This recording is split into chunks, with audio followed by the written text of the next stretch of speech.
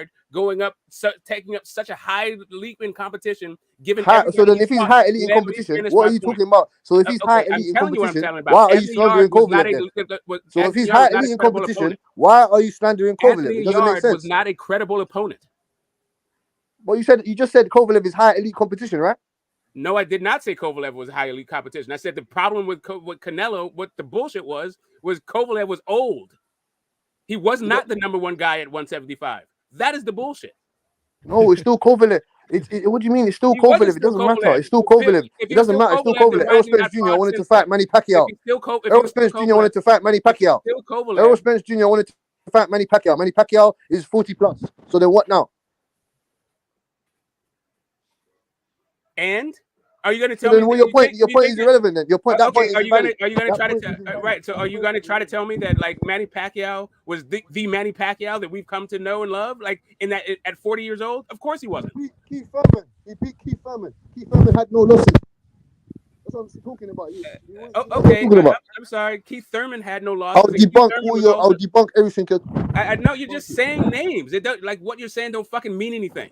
You're saying you keep saying, oh, Canelo's doing bullshit. He's picking off these I guys. told you What Anthony are you Yard talking wasn't. about? I No, said he is Anthony not. Yard wasn't credible competition. And now you're talking about Manny Pacquiao.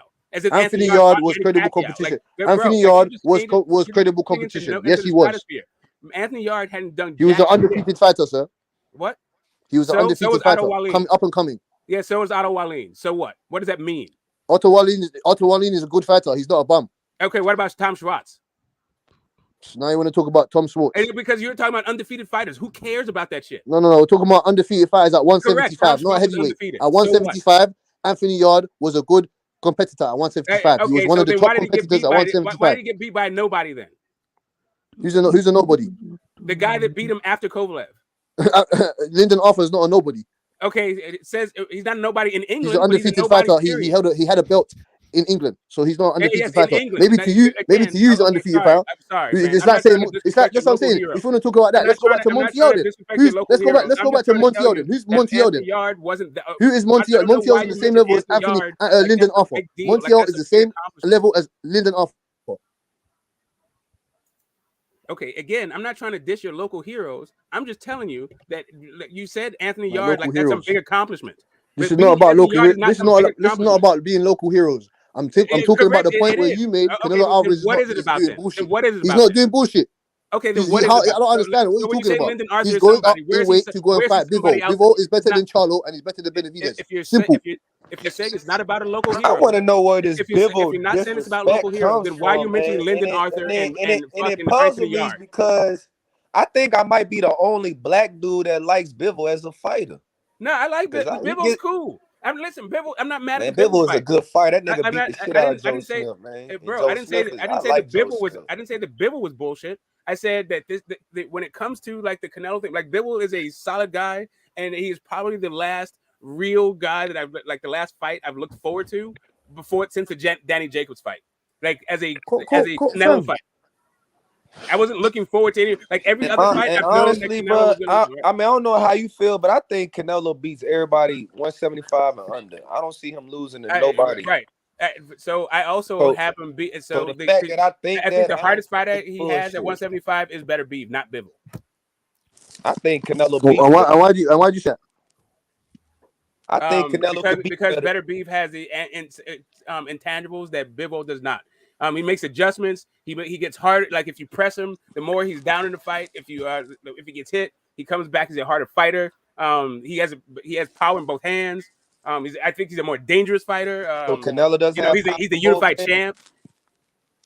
Unified champ of what? Who has better Beef fought that could punch like Canelo? It doesn't matter because if Canelo would have picked Beterbiev before Bivol, then people said he would avoid Bivol. Exactly, it's not making sense. Exactly, what do you want the fucking guy to do? If he went to go and fight 175 doing it, so everyone would have said, "Yeah, he's nothing to That's not all the way up 25 pounds. That's not what we're talking about. We're not talking about what people say about Canelo. Like that's not even the conversation. Who cares that people say that shit? So what's your problem with Canelo? So what is your problem with Canelo? So what's your issue with Canelo? Hey, Matt, come back on. I already said, bro. Like, did you miss it? Your I ass already for said. real though. I already told you still ain't answer my question about what is it? If you because you be calling George a bum, so I'm just like if George beat Devin, does this make Devin a bum? So Mel, please answer that. That's why I came on the panel for you for real. You might he also said offers all the other 170. Dory, smoke. Sir, what is your issue, sir? Niggas be speaking from emotions and not logic, man. I don't know. I don't know what does that have to do with anything? Smoke. You talking to Smoke? What is your issue? That shit got a lot to do. I already said what my issue was, bro. Like, did you miss it? That shit got, that's what's wrong with niggas in life now, man. Even me, I got problems with that sometimes. I go off emotion and not logic. And every time I I did already that, said some what it was. bullshit You said what you happened, said, nigga. and now you're just asking me to repeat myself. Like, bro, I But, said what my issue with Canelo was. what- Like, And I just told you, that Sergey Kovalev at that time, he was still a monster in the weight division. No one wanted to fight him. So what are you talking about? Everybody wanted to fight him. Literally everybody had it. Like, the dude was old. Everybody understood he was old. I don't understand like why you don't understand that Kovalev was old. The dude still hasn't fought. He tried to have a comeback fight and got popped for steroids. I didn't say that. I didn't say that Kovalev wasn't old. I didn't say that. I didn't say that Kovalev wasn't old. We knew Kovalev was done when he lost to Leader Alvarez. We're talking about like as a matter of fact, even before Leader Alvarez, they're talking about how when the Andre Ward fights, dude was just a drunk and didn't even get up to spar anymore. Like, I don't even understand. Listen, Didn't Kovalev they fight was two Kovalev. times and he won the second fight? Yes, against Leader Alvarez. The monster division. And what do you think? And what do you think Canelo Alvarez fought him for, sir? What do you think he fought Canelo? What do you think he fought Kovalev for, sir? Alvarez, like, what do you think he fought? What do you think Canelo Alvarez fought Kovalev for, sir? What do I think? What do I think? Who? Why do you think he fought Kovalev, sir?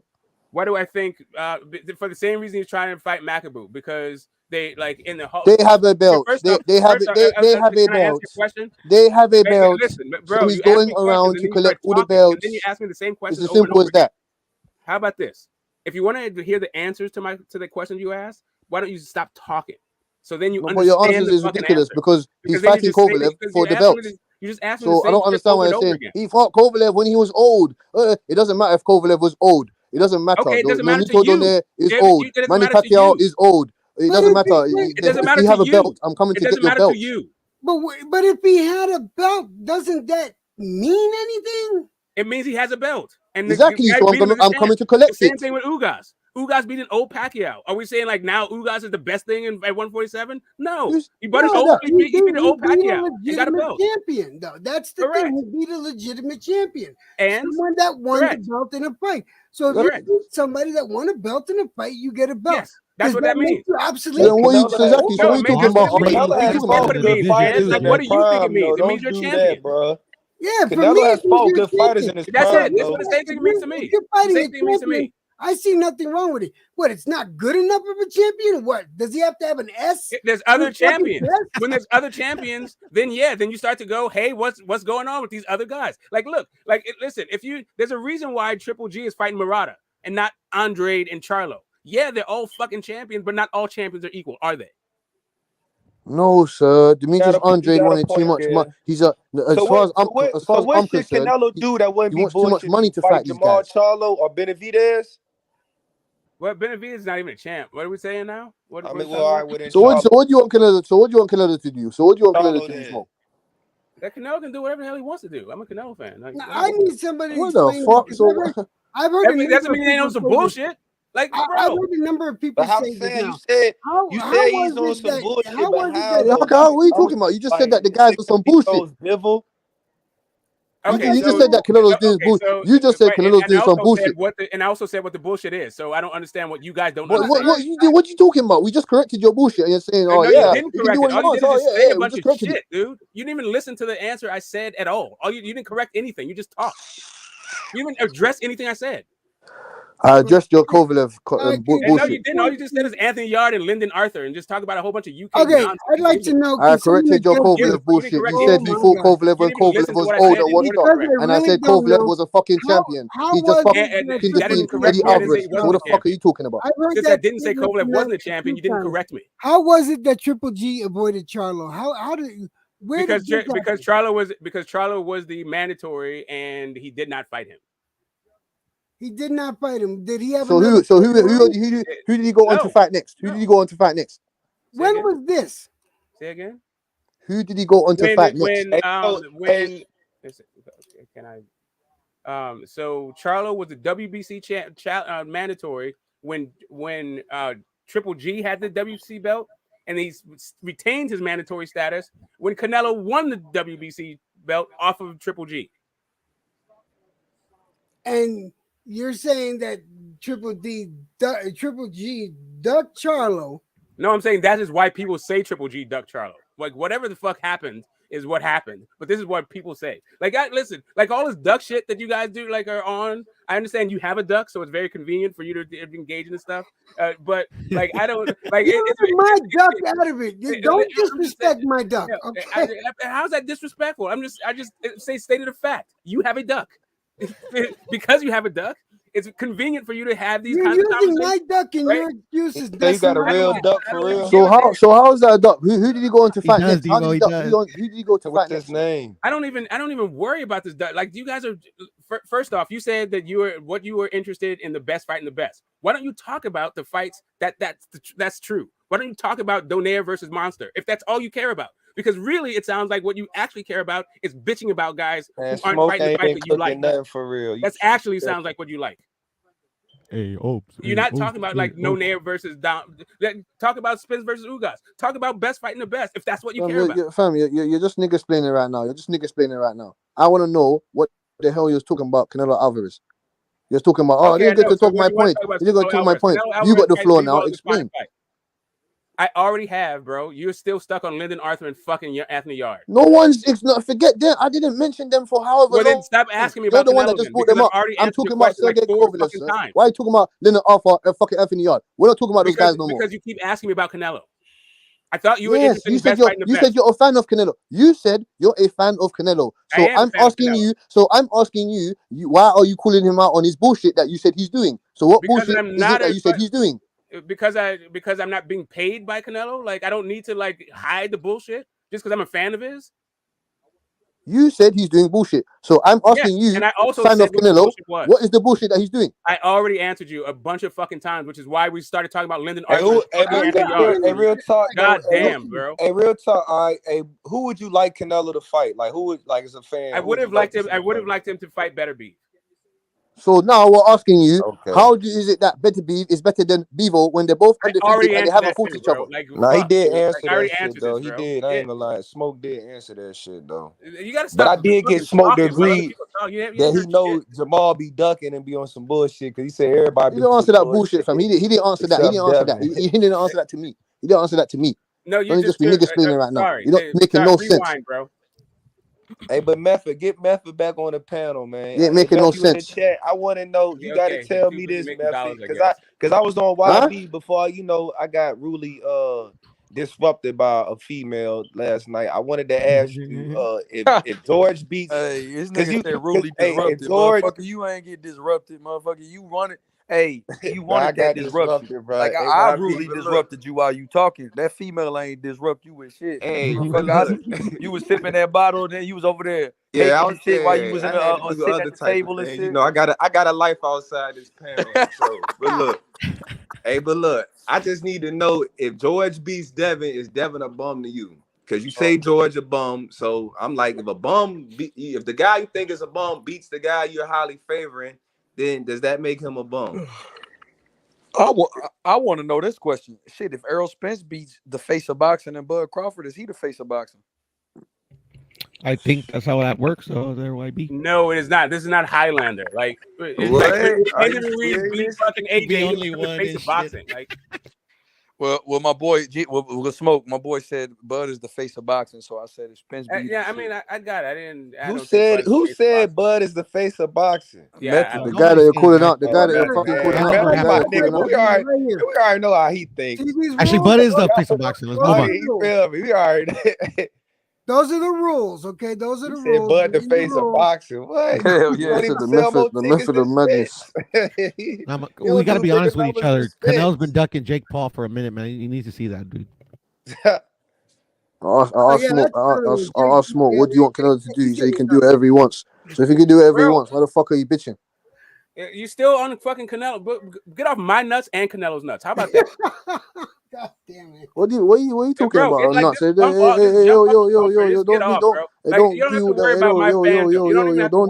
do that gay shit. Hey, chill, man.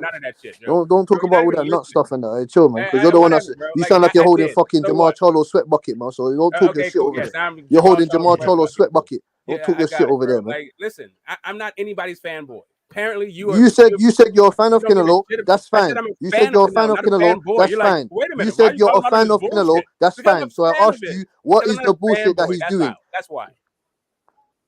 There's nothing wrong with being a fan. It's just That's what I said. You said that's it. There's nothing wrong with that. You said you're a fan of Canelo. That's fine. I said, all right then. So what's the bullshit that he's doing? Oh, he's fighting. Washed up Kovalev. Oh, he's doing this. Oh, he's not fighting Butterbeef. What are you talking about, brother? Exactly what I just said. Like, do you think there's a contradiction in your mind? That's a contradiction. I don't No, know. G. No, G. Your train of thought ain't making sense. That's it why. doesn't make sense to a How is that? fanboy, I How get is it. him not fighting? I get How it, is him because not you think fighting that the if other you're a guy? fan of somebody, How you is shouldn't him ever not fighting the criticize other guy? How is him not fighting the other guy? Bullshit. That doesn't make any sense. Okay. They're both But undefeated. then why are you They're bitching both about Charlo? undefeated, and they're both If he's not fucking fighting the champions. other guy, So why are you what sense bitching does about that make? Charlo? Pardon, sir? I think a lot Since of people Charlo is not fighting the guy haven't- you would want him to fight, why are you bitching about Charlo? Since he's not fighting the other guy, like what you're saying don't make no fucking sense. No, because no one's come up to Canelo's face talking about, oh, so when are we gonna make this fight happen, man? Or what's going on, man? And then Canelo's been like, no, he hasn't done that. Nobody's done Yes, that. he did. That's happened Yes, to Charlo. Canelo does that all the time. He just fucking said Andre is a shitty fighter. Yes, he does that. He does that too. I'm just That's a fine. fanboy, That's bro. fine. Like I don't know what the fuck No, your deal but is. you're not It's not understanding. You're what not my deal is. understanding. Canelo Alvarez is going to fight monsters after that. He is not going to Literally, fight you any just dumb, said Canelo stupid, doesn't do unknown that. fighters. He's not going to fight Okay, now Shilekis. here's the He's not excuse. going to fight Yeah, I the got it, bro. I don't have the same Quiglies excuse and that that. you got. He's I going to don't fight make other excuses. monsters. If you go to fight other monsters, then that's fine. If you don't want to fight Goku, then go fight Frieza. If you don't want to fight Frieza, go fight fucking Majin Buu. It's as I thought simple it as that. wasn't. Wait, hold You're up. not going to dodge. You're not going to Hold duck up. Goku and I'm duck sorry. fucking Gohan, and then you're Hey, going to so go fight Cassidy, fucking who you Krillin. want What does Canelo that to have? fight What What are you does next? your talking about? fandom have to do with my fandom? Cassidy, who would you like Canelo to fight next then? Well, after Bevo, Yeah. if it was up to me, go fight Benavidez. He's the number one contender, isn't it? At 168. Exactly, a fucking contender. He ain't even got no belt or nothing. But I feel you. Who's got That a is a that's what I'm saying. fan friendly Who's fight got a belt? though. That is a fan friendly fight for sure. And A Benavidez never lot of lost his people belts. will He never watch lost his that belts in shit. the ring. Debo. He didn't lose his belts in the ring. That should do 1 million pay-per-views. Him and Benavidez, that should do 1 million. 100%. He didn't If lose he his did, belts in the ring. He lost it on the fucking scales 800 with and then Plant, sniffing the sugar booger. even though That's how he lost his belts. I feel like Plant kind of brought a lot of views upon himself with that the smack and shit. Like I think that right there probably brought in about an extra 200, if you ask me. Cause It probably motherfuckers did. love drama. It probably did. I'll give you that. You know what I'm saying? That shit did. Cause if he ain't do that little smack at the press conference, that fight won't gonna be as big as it was. Who blocked the homie PDR? Nobody blocked him. They said I blocked him, but I didn't. Whatever. Oh, okay.